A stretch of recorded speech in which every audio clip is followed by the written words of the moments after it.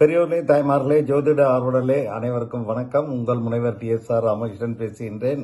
இப்போ +2 ரிசல்ட் வந்தாச்சு, 10வது வகுப்பு ரிசல்ட் வந்தாச்சு. எல்லோரும் அவங்க குழந்தைகளை மேல் படிப்புக்கு அனுப்புவதற்கு தயாராகி ஒரு முடிவுக்கும் வந்து விட்டார்கள். சிலர் கல்லூரியில் அட்மிஷனும் செஞ்சுட்டாங்க. ஏன்னா அதிக மார்க் வாங்கினவங்களுக்கு டக்குன்னு உடனே அட்மிஷன் கிடைச்சிரும். ஆனால் எல்லா பெற்றோர்களுக்குமே தன்னுடைய குழந்தை பெரிய டாக்டர் ஆகணும், இல்லைன்னா இன்ஜினியர் ஆகணும் அப்படின்னு தான் ஒரு ஆசை, விருப்பம் எல்லாமே. ஆனால் எல்லோருக்கும் இறைவன் அது போன்ற ஒரு வாய்ப்பை தருவதில்லை. அதை அடிப்படையாக நம்ம தெரிஞ்சுக்கணும். அப்புறம் நம்ம திணிப்பை அவங்க உயர்கல்வியில நம்ம செலுத்தக்கூடாது. அவங்களுக்கா எதுல நாட்டம் இருக்குது, எதுல இதா இருக்குன்னு பார்த்துட்டு தான் நம்ம அவங்கள ஊக்குவிக்கணுமே தவிர நம்ம த்ரஸ்ட் பண்ணக்கூடாது. இப்போ உதாரணத்துக்கு பார்த்தீங்கன்னா, சில பேர்லாம் இந்த நீட் எக்ஸாம் கிடைக்கல, பாஸ் பண்ண முடியலன்னு வெளிநாடுக்கு போய் எல்லாம் உக்ரைன்ல மருத்துவம் படிக்க சென்றார்கள். அந்த 2 வருஷத்துக்கு முன்னாலான அந்த உக்ரைன் போர் துவங்கிலிருந்து அந்த மருத்துவ படிப்பை பாதியிலிருந்து விட்டுட்டு வந்தாங்க. அவங்களுக்கு நமது இந்திய அரசாங்கம் இங்கேயே வேற அந்த மாநில அரசும் கல்லூரியில எந்த செகண்ட் இயர் டிஸ்கண்டினியூஷன், 3வது வருஷம் டிஸ்கண்டினியூ அவங்களுக்கெல்லாம் வாய்ப்பை வழங்கியது. இதெல்லாம் பேப்பர்ல படிச்சது உங்களுக்கு ஞாபகம் வந்திருக்கும் நினைக்கிறேன். ஏன்னா கல்வி வாழ்க்கைக்கு ஒரு வழிகாட்டும் கருவி. ஆகையினால இப்ப ஜாதகம் பார்க்கறவங்களே ஒரு சமீபத்தில் ஒரு ஜாதகர் பையனுக்கு என்ன பண்ணலாம், அவனுக்கு ஆர்கியாலஜி படிக்கணும்னு விரும்புகிறான் சார். வரலாற்று சிற்பங்களை, இந்த கீழடி தொல்லியல் இதெல்லாம் படிக்க மிக நாட்டம் இருக்குதுன்னு கேட்டார். ஸோ இதுல எல்லாம் வாய்ப்பு இருக்குதா, படிக்க முடியுமா, அதில் அந்த ப்ரொமோஷனல் சான்சஸ் இருக்கா, இதெல்லாம் நன்கு தெரிந்து கொண்டுதானே இது பண்ண முடியும். அதே மாதிரி லேடிஸ் கூட பார்த்தீங்கன்னா, சில பேர் பெற்றோர்களுடைய சொல்றாங்க, சார் என் பெண்ணுக்கு மிலிட்ரியில ஜாயின் பண்ணணும்னு ஆசை, முடியுமா, வாய்ப்பு இருக்குமா? நாங்க 2 தலைமுறையா எங்க ஃபேமிலியிலிருந்து யாராவது ஒருத்தர் மிலிட்ரியில இருக்காங்கன்னு கேட்கிறாரு. அந்த பொண்ணுக்கு பாத்தீங்கன்னா செவ்வாய் ஆட்சியில வலுவான அமைப்புல இருந்தது. அப்புறம் இந்த மாதிரி இருக்கக்கூடியது அந்த +2வும் ராணுவத்திற்கு உண்டான படிப்பு என்ட்ரன்ஸ் எக்ஸாம் மாதிரி இது சேர பரீட்சை எழுதி விட்டது. அதில் ராணுவம்னா உடனே நேரடியாக நம்ம சிவில், ஏவியேஷன், நேவல், போர்க்களம் தான் நினைக்காதீங்க. அதுலேயும் டெக்னிக்கல் டிபார்ட்மெண்ட், சீக்ரெட் சர்வீசஸ் இருக்குது. அதில் பணியாற்றக்கூடிய வாய்ப்புகள் கிட்டும். ஆகவே ஒரு ஜாதகம் வருது அப்படின்னா உங்களுக்கு உயர்கல்வி எது மாதிரி இடம் இருக்கும், எப்படி வாய்ப்புகள் இருக்குங்கிறத நம்ம தெரிந்து கொண்டால் அந்த இலக்கை அடைவதற்கு அவர்களுக்கு உதவி இயலும். 2ஆம் இடம்ங்கிறது ஆரம்ப கல்வி. அதாவது 1ஆம் கிளாஸ்லேருந்து 8th 9th வரைக்கும் ஆரம்ப கல்வி. 4ஆம் இடம்ங்கிறது உயர்கல்வியை குறிக்கும். 9ஆம் இடம்ங்கிறது 9ஆம் அதிபதி இருக்கக்கூடிய இடம் முதுநிலை படிப்பு. அதாவது அவங்க எதுல ஸ்பெஷலைசேஷன் பண்ணுவாங்க, 1 டிகிரியோட முடிப்பாங்களா, 2 டிகிரி முடிப்பாங்களா, இல்ல பிஜி இது டாக்டரேட் வாங்குவாங்களா, இது சம்பந்தமான அமைப்பு. இதுல பொதுவாகவே எல்லாத்துடைய ஜாதகத்திலையும் இந்த வித்யாகாரகன்கிறது யாருன்னு பார்த்தா புதன் தான்.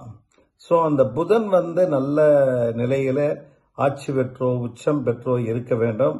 2வது சந்திரனும் குருவும் லக்னாதிபதியும் நல்ல முறையில இருந்தா தான் அந்த யோக திசையும் நடக்கணும், எல்லாமே கைகூடணும். அதாவது சந்திரன் நல்லா இருக்கணும், குரு நல்லா இருக்கணும், லக்னாதிபதி நல்லா இருக்கணும். அவர்களுக்குள்ளே இருக்கக்கூடிய அந்த தொடர்பு நல்ல முறையில இப்பெல்லாம் சொல்றோம் பாருங்க, கெமிஸ்ட்ரி. அந்த கெமிஸ்ட்ரி அவங்க ஜாதகத்துல நன்றாக அமைய வேண்டும். 2, 4ஆம் பாவங்களை இயற்கை பாவகிரகங்கள் ஒன்றுக்கு மேற்பட்டு இருந்தால், அதாவது ராகு, கேது, சனி, இந்த மாதிரி பாவகிரகங்கள், செவ்வாய் கூட கணக்கில் வச்சுக்கலாம். இந்த மாதிரி இருந்ததுன்னா பார்த்தாலோ இல்ல அந்த 4ஆம் பாவகத்துல இருந்தாலோ, புதன் வலுக்குன்றி இருக்காரு, புதன் நீச்சமாயிட்டாருன்னு வச்சுக்கோங்க, இல்ல பகை வீட்டில் வச்சு இருக்காருன்னு வச்சுக்கோங்க. நல்ல சாதகமில்லாத தசாபுத்தி நடக்கும்போது படிப்பிலே தடை ஏற்படும். இல்லைன்னா நல்லா படிச்சிருக்கிற ஸ்டூடெண்ட் ஃபெயில் ஆவாரு. இந்த மாதிரி வாய்ப்புகள்லாம் வரும். அதனால இதெல்லாம் தெரிந்து கொண்டு அவர்ல நல்ல முறையில் ஒரு அறிவுரை வழங்கி வந்தால் ஜோதிடர் தன்னுடைய பங்கை நல்ல முறையில் சொல்லியிருக்காருன்னு அர்த்தம். ஏன்னா எப்படி இந்த மாதிரி ஒன்ஸ் இன் ஒரு 5 years health checkup medical checkup பண்றோமோ அது மாதிரி ஒன்ஸ் இன் 2 to 3 years நம்ம ஜாதகத்துல கட்டங்கள் தசா புத்திகள் நல்ல முறையில் இருக்குதான்னு தெரிஞ்சாலே எல்லா வகையிலும் அது உதவுவதற்கு வாய்ப்பாக இருக்கும். +2 படிக்கக்கூடிய காலகட்டங்கள்ல அவயோக தசா புத்தி அஷ்டமச்சனி 7 சனி நடந்துட்டு இருந்ததுன்னு வைங்க, அவருக்கு தன்னுடைய குறிப்பிட்ட சப்ஜெக்ட்ல அந்த நல்ல மார்க் கிடைக்காமல் 1 மார்க் 2 மார்க் குறைவதற்குண்டான வாய்ப்பு அதனால செல்ஃப் ஃபைனான்ஸ் இதுல போய் ஜாயின் பண்ண வேண்டிய காலேஜில் பணம் கொடுத்து ஜாயின் பண்ற மாதிரி ஒரு அமைப்பை தரும். அதே மாதிரி லக்னம் லக்னாதிபதி நல்ல யோக தசாபுத்தி இருந்ததுன்னா மிக கடினமாக போராடி பெறக்கூடிய அமைப்பையும் அது தரும். லக்னம் நல்லா இருக்குது, லக்னாதிபதி நல்லா இருக்குது, நல்ல யோக தசாபுத்திகள் நடைபெறும் காலத்திலேயே இந்த மாதிரி பிரச்சனை வருதுன்னா பாவர்கள் 4-9 இருக்கலாம். சில லக்னங்களுக்கு இயற்கையாகவே சில குணங்கள் இறைவன் கொடுத்திருக்காரு. பொதுவாக விருச்சிக லக்னம் விருச்சிக ராசின்னு பார்த்தீங்கன்னா மருத்துவத்துறையில அமைப்புல உங்களுக்கு அதிக அளவான ஒரு நிபுணர்களை காண முடியும். அதே போல கன்னி லக்னத்தில் பிறந்தவர்கள் ஐடி துறையில பலர் பணியாற்றுவதையும் நம்ம பார்க்க முடியும். அதான் ஒன்னு லக்னமா இருக்கணும், இல்ல ராசியா இருக்கணும், இல்ல லக்னம் ராசி 2 சேர்ந்து ஒன்னா விருச்சிகம் இல்ல கன்னியில் இருந்தாலும் இந்த வாய்ப்புகள் நல்லா இருக்கும்.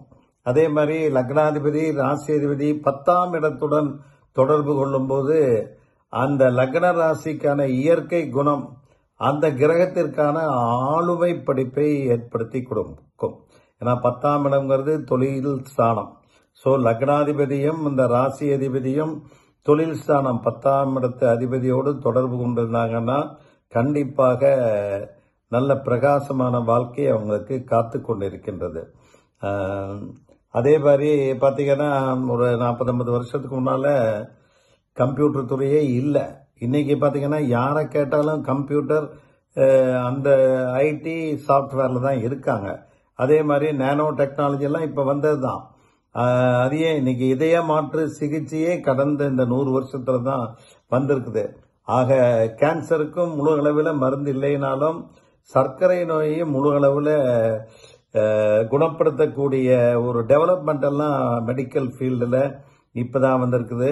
இன்னைக்கு ஹார்ட் சர்ஜரி வந்தாச்சு, டிரான்ஸ்பிளான்டேஷன் வந்தாச்சு, நீ ஜாயிண்ட் மாத்துறது எல்லாமே வந்துருச்சு. அது எந்த அளவுக்கு மக்களுக்கு அவர்கள் பணபலம் மற்றபடி அந்த ஜாதக கட்டம் நன்றாக இருந்ததுன்னா சக்சஸ்ஃபுல்லா அமையும். அதே மாதிரி இந்த நம்ம அன்னைக்கெல்லாம் எம்பிபிஎஸ் டாக்டர் பொது மருத்துவர் தான் எல்லாமே பார்த்துட்டு இருந்தார். இன்னைக்கு எல்லாத்துக்கும் ஒரு ஸ்பெஷாலிட்டி. ஐக்கு சர்ஜன், ஐ சர்ஜன் வந்துட்டாரு, இஎன்டிக்கு ஒரு சர்ஜன், பல்மனாலஜிஸ்ட்க்கு தனி சர்ஜன், ஹார்ட் சர்ஜரிக்கு ஒன்று, பிசிஷியன் ஒன்று, அனஸ்தீசியா ஒன்று. ஆக பலவிதமான துறைகளும் நல்ல டெவலப் ஆயிடுச்சு. ஆக அந்த ஜாதகருக்கு எந்த மாதிரி அமைப்பு நன்றாக இருக்கின்றது, அதுல ஜாயின் பண்ணா அந்த டெவலப்மெண்ட் அவங்க வெற்றி காண முடியுமாங்கிறத நம்ம பார்க்கணும். அதே போல சூரியன் ஆதிக்கம் அதிகமா இருக்கக்கூடிய சிம்ம ராசிக்காரர்கள் இவங்க சுப அமைப்புல சூரியன் இருந்தாரு அப்படின்னா தொழில் ஸ்தானத்தோடு சம்பந்தப்பட்ட அமைப்பில் இருந்தாலும் நிர்வாகத்துறையை தேர்ந்தெடுப்பதுதான் நல்லது. எந்த அமைப்பிலும் நிர்வாகம் ஆளுமை செலுத்தக்கூடிய அளவில் இருந்தா தான் இன்னைக்கு எல்லா பெரிய கம்பெனியும் பார்த்தீங்கன்னா HR டிபார்ட்மெண்ட், ஹியூமன் ரிலேஷன்ஸ் இல்ல ஹியூமன் ரிசோர்சஸ் டெவலப்மெண்ட், அவங்க தான் ரெக்ரூட் பண்றது, போர்ட்போலியோ அலோகேஷன்லாம். சூரியன் வெப்ப கிரகம்ங்கிறதுனால வெப்பம் சார்ந்த எலக்ட்ரிக்கல்ஸ், எலக்ட்ரானிக்கல், கம்யூனிகேஷன் துறைகள் சாதகமாக இருக்கும். சந்திரன் நீர் கிரகம்ங்கிறதுனால நீர் மேலாண்மை படிப்பு, கப்பல் துறை, மெரைன் இன்ஜினியரிங், ஆழ்கடல் ஆராய்ச்சி, மெரைன் லிவிங்ஸ், கடல்வாழ் உயிரினங்கள் பற்றிய படிப்புகள் சிறப்பாக இருக்கும். செவ்வாய் சுப அமைப்பில் இருந்தார்னா ஃபர்ஸ்ட் மெடிசின்ல மருத்துவராக வரலாம், காவல்துறை அமைப்பில் வரலாம். செவ்வாய் நெருப்பு கிரகம்னால கேட்டரிங் டெக்னாலஜியும் நல்லா டெவலப் ஆகும். புதன் வலுவாக இருக்கும்போது ஐடி துறை, சார்ட் அண்ட் அக்கௌண்டன்சி, ஆடிட்டிங் இதெல்லாம் நல்ல பலன்களை தரும். குருனாலே தமிழில் ஆசிரியர்னு அன்னைக்கு சொல்லிட்டு இருந்தாங்க. இன்னைக்கு எல்லா இதுக்கும் ஒரு முக்கியத்துவம் குரு நல்லா இருந்தா தான் அந்த துறையிலே அவர்கள் கோலோச்சும் நிலையை பெற முடியும். ஆசிரியர், நீதிபதி, ட்ரெஷரி, இந்த மாதிரி பல்வேறு டிபார்ட்மெண்ட், காலேஜ் எஜுகேஷன், நிர்வாகம் இதுக்கெல்லாம் வருவதற்கு வாய்ப்பு நல்லா இருக்கும். 9ஆம் பாகம் வலுப்பெற்றதுன்னா கண்டிப்பாக விரிவுரையாளர், பிஜி படிக்கிறது கைகூடி வரும். சிலருக்கு வேத கல்வி கற்கக்கூடிய அமைப்புகளும் இருக்கும். இதையும் பல ஜாதகத்தில் பார்க்கலாம். சுக்கிரன் கலைத்துறைக்கு முக்கியமானது. காரக கிரகம் சினிமா துறை, ஆடை ஆபரணங்கள், இன்னைக்கு விஷுவல் கம்யூனிகேஷன் இதெல்லாம் அதுல தான் வருது. Interior decoration. அதே மாதிரி ஜாதகத்துல புதனும் வலுவாக இருந்தால் cinematography, sound engineering, graphics, TV இது எல்லாத்துக்கும் இதாகும். ஆர்ட் ஒர்க் எல்லாம் செய்யலாம்.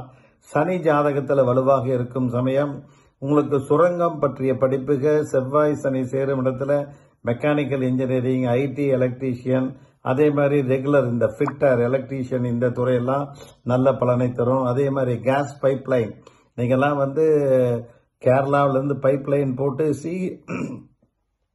சீலேருந்து கப்பல் மூலமா அந்த பைப்லைன்ல பெட்ரோல், ஆயில் அங்கிருந்து கன்னியாகுமரி வரைக்கும் மாத்துற மாதிரி 2 மாநிலங்கள் டிரான்ஸ்ஃபர், அண்டர் கிரவுண்ட் பைப்பிங் அந்த மாதிரி எல்லாம் கொண்டு வராங்க. இதனால நிறைய டிரான்ஸ்போர்டேஷன் காஸ்ட் மிச்சமாகுது.